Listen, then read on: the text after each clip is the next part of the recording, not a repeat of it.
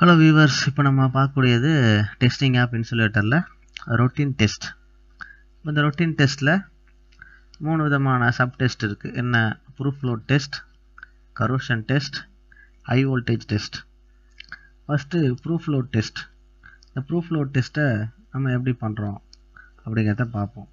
இந்த டெஸ்ட்டில் வந்து எல்லா டைப் இன்சுலேட்டரையும், அதாவது பின் டைப்பு, சஸ்பென்ஷன் டைப்பு எல்லாத்தையுமே நம்ம ஃபிக்ஸ் பண்ணிவிட்டு 20% அதிகமான டென்சைல் லோடை வந்து அப்ளை பண்ணுவோம். இப்போ அப்ளை பண்ணும்போது 1 நிமிஷம் வரைக்கும் எந்தவித டேமேஜும் ஆகாமல் இருக்கிறதுக்கான செக் பண்ணுவோம்.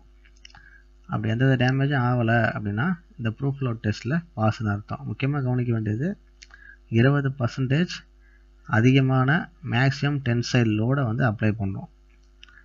அப்படி அப்ளை பண்ணும்போது 1 நிமிஷம் தாங்கினா போதும், அந்த டெஸ்ட்டில் இந்த இன்சுலேட்டர் பாஸ்ன்னு அர்த்தம். அடுத்த டெஸ்ட்டு கரோஷன் டெஸ்ட். இப்போ இந்த கரோஷன் டெஸ்ட்டில் ஏன் அந்த கரோஷன் டெஸ்ட்டை பண்ணுறோம் அப்படின்னா, உள்ளே நம்ம யூஸ் பண்ணிகிட்டு இருக்க அந்த ஸ்டீல் பின்னு லிக்யூட்னால் பாதிக்காமல் இருக்குதான்னு செக் பண்ணுறதுக்காக தான். அது மாதிரி என்ன பண்ணோம், இன்சுலேட்டரு அந்த கால்வனைஸ் ஸ்டீலை வந்து எடுத்து அந்த அந்த ஃபிட்டிங்கோட, இன்சுலேட்டரு ஸ்டீல் பின் எல்லாத்தையும் அந்த ஃபிட்டிங்கோட 15.6% 15 டிகிரி சென்டிகிரேடில் உள்ள ஒரு காப்பர் சல்ஃபேட் கரைசலில் 1 நிமிஷம் வரைக்கும் அதை வந்து கட்டி தொங்க விடணும். அப்படி கட்டி தொங்க விட்டு பின்ன இன்சுலேட்டரை வெளியே எடுத்து சுத்தம் பண்ணணும்.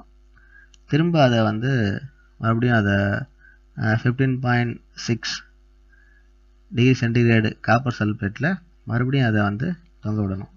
இந்த மாதிரி 4 தடவை திரும்ப திரும்ப இந்த ப்ராசஸை பண்ணதுக்கப்புறம் இதை நம்ம அந்த இன்சுலேட்டரை எடுத்துகிட்டு அந்த லிக்யூடை, அந்த காப்பர் சல்ஃபேட் சொல்யூஷனை நம்ம வந்து பார்க்கும்போது எந்தவித மெட்டல் டெபாசிஷனும் அதில் இருக்கக்கூடாது. மெட்டல் ஏதாவது கரைஞ்சி இருக்கக்கூடாது, வேறு ஏதாவது அந்த காப்பர் சல்ஃபேட் சொல்யூஷன் மட்டும்தான் இருக்கணும். அதை தவிர வேறு ஏதாவது கரைஞ்சி இருந்ததுன்னா அந்த இன்சுலேட்டர் வந்து இந்த கரோஷன் டெஸ்ட்டில் ஃபெயிலு அப்படிங்கிறத நம்ம தெரிஞ்சிக்க முடியும்.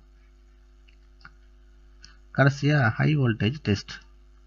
ஹை வோல்டேஜ் டெஸ்ட்டை பொறுத்த வரைக்கும் இது வந்து பின் இன்சுலேட்டர் தலைகீழாக கவுத்து வச்சுட்டு அதில் கழுத்து வரைக்கும் தண்ணியை வந்து நம்ம ஃபில் பண்ணணும்.